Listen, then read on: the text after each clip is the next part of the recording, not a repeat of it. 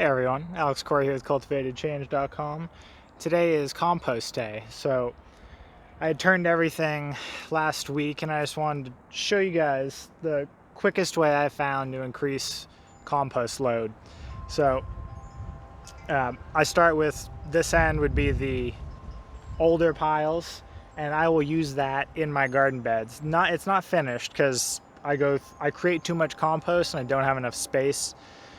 So it never gets a full 6 months and I never have enough dry material. So I will dump it on my beds as just an addition of bulk matter, and then put a layer of professional finished compost, like a mushroom compost from local mulch yard, or there's a couple companies I use. Lotus has some good finished compost, either cow manure or mushroom, whatever.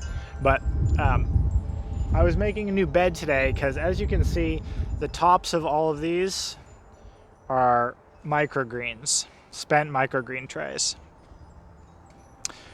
So I just barely put up a new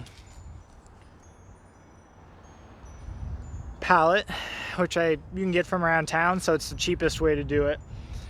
The only reason I mention it is because I see a ton of professional compost spinning buckets or just more efficient, clean systems out of the elements, whatever, self-rotating. I would fill one of those up in like 2 weeks. I go through 20 to 40 trays of micros a week, so this is the only solution that works for me. And if you go through a ton of vegetable matter and you're using grass clippings and leaves, you need something this big, and it can't be expensive. So pallets are a good way to go. It took me all of 15 minutes to set up. All you need are, basic tools, shovel, pitchfork, whatever. And then as I pull up beets, arugula, overwintered kale, anything like that, it just gets tossed in the new pile. And in 6 months, that will go into my fall garden. So I still like pallets, doing the old school method. Just remember, when you're composting, and this is a do as I say and not as I do, it is beneficial to have an overwhelming amount of dry material. So that's carbon to nitrogen ratio, and you want like 30 to 1. So you want way more dry, way more dry than wet. Leaves, dead grass clippings, anything brown that's flaky, basically. You just need that ratio. If you have too much nitrogen, and I'm borderline too much nitrogen, you start getting a wet clump. You do not get aerobic respiration, and your piles will start to stink. I've never had that happen, but I also go through it pretty quickly. But if you have too much wet matter, and that's like all vegetable waste or anything living that's nitrogenous, you start to attract animals, and you get things scoping out your compost because it smells and it starts attracting things. It's just not pleasant to be around. So you'll know if you get there, but leaves are your best friend.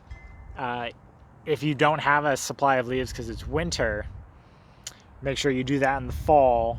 Go around and just offer to collect other people's leaves. Most people will bag their leaves. Go get the bags and then just put them on your compost pile. I'm in Asheville, North Carolina, and people just leave their bags in paper bags on the street for the city to pick up. It's built-in service, so they didn't pay for it separately, so I'll just grab the bags. Or churches, things like that, who just don't have garden services that they do, go get the leaves or something like that. Dead twigs, you can do like a mini hugelkultur. There's a whole bunch of options, but pallets, in my opinion, are the way to go. All I needed were twine just to hold the pallets together, get some cardboard, refrigerator boxes, or anything to put behind it just so you don't spill over soil everywhere, and use that as the bulk of your matter for your raised beds if you have them, to add every year instead of spending hundreds of dollars on compost, which I easily have. Definitely top it off with a finished compost, just so those seeds have a very fine, nice sifted mixture for the roots to colonize in. But any undigested or unfinished compost, it'll keep composting in the ground. So let it go. And until next time, thanks.